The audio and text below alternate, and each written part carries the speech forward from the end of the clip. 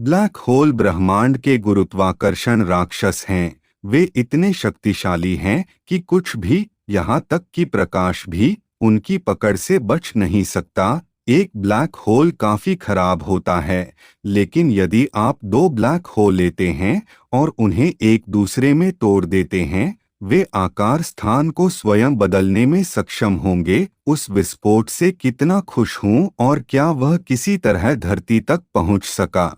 अगर black hole टकराए तो यही होगा, और यहाँ बताया गया है कि अगर ब्लैक होल टकराए तो क्या होगा। बेशक हमारे पास नियंत्रण ब्लैक हॉक्स को पकड़ने का अभी तक कोई साधन नहीं है, तो कल्पना कीजिए कि आप यहाँ पृथ्वी पर एक विशाल दूरबीन से देख रहे हैं और अचानक आपने देखा कि कुछ अजीब है। वह एक और ब्लैक होल है। यह निश्चित रूप से ऐसा दिखता है और ऐसा भी लग रहा है कि ये दोनों टकराने वाले हैं। यह पता चला है कि ब्लैक होल जैसे गुरुत्वाकर्षण दिग्गज भी कभी-कभी विशाल ब्रह्मांड में एक दूसरे से टकराते हैं। क्या आप सुपर आकार के परमाणु बम जैसा विस्फोट देखने वाले हैं?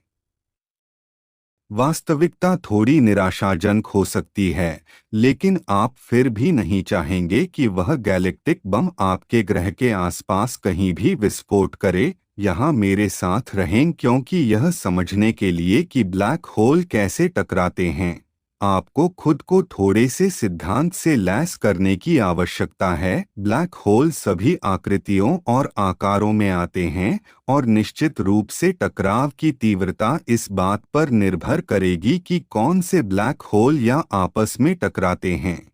तारकीय द्रव्यमान वाले ब्लैक होल सबसे सामान्य प्रकार के होते हैं।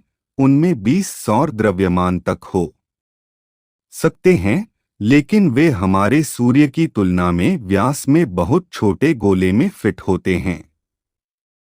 ठीक है, अब हम आपके पास इस गुरुत्वाकर्षण शो का प्रत्यक्ष अवलोकन करने के लिए वापस चलते हैं। सबसे पहले आप ब्लैक होल को थोड़ा करीब आते हुए देखेंगे, जब तक कि वे एक दूसरे की परिक्रमा करना शुरू नहीं कर देते। वे पदार्थ और गैस को अपने बीच एक भंवर में खींचना शुरू कर देंगे। आराम से रहें, क्योंकि उनके केंद्रों के विलय में अरबों साल लग सकते हैं, लेकिन जैसे ही ब्लैक होल एक में विलीन हो जाते हैं, वे थोड़ा लड़खड़ाते हैं और फिर एक नए बड़े ब्लैक होल में स्थापित हो जाते हैं। अब मुझे आशा है कि आप ऐसे विस्फोट मुक्त परिणाम से निराश नहीं होंगे, लेकिन रुकिए, कुछ ऐसा है जिसका मैंने अभी तक उल्लेख नहीं किया है। टक्कर से अतिरिक्त ऊर्जा गुरुत्वाकर्षण तरंगों के रूप में ब्रह्मांड में वापस निष्कासित हो जाएगी। जैसा कि मैंने पहले बताया था कि टकराने से ब्लैक होल अपने आसपास की जगह का आकार बदल सकते हैं। वे गुरुत्वाकर्षण तरंगों से अंतरिक्ष को तरंगित करके ऐसा करते हैं।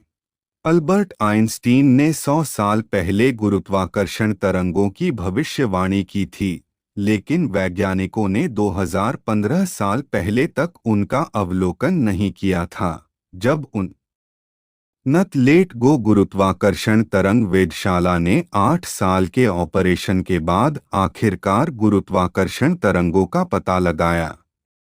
इन तरंगों के बारे में अच्छी बात यह है कि ये सूर्य और पृथ्वी के बीच की दूरी को प्रभावित करती हैं। इसे केवल हाइड्रोजन परमाणु के व्यास से बदलें। वास्तव में अंतर देखने के लिए आपको ढेर सारे टकराने वाले ब्लैक होल की आवश्यकता होगी, लेकिन महाविशाल ब्लैक होल के बारे में क्या?